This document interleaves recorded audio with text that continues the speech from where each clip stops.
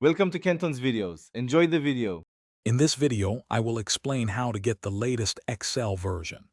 The easiest way to ensure you always have the newest features and security updates is through a Microsoft 365 subscription. This service automatically delivers the latest Excel version directly to your computer. You can quickly check your current version by going to the File tab and selecting Account. This section provides all your product information.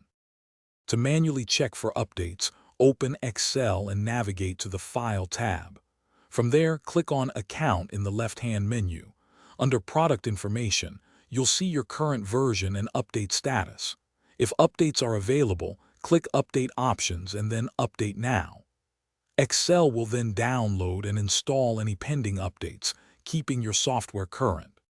If you're experiencing issues with updates, a simple reinstall of your Microsoft 365 suite can often resolve the problem. Always ensure you have a stable and active internet connection, as updates require downloading files. If problems persist, don't hesitate to reach out to Microsoft support.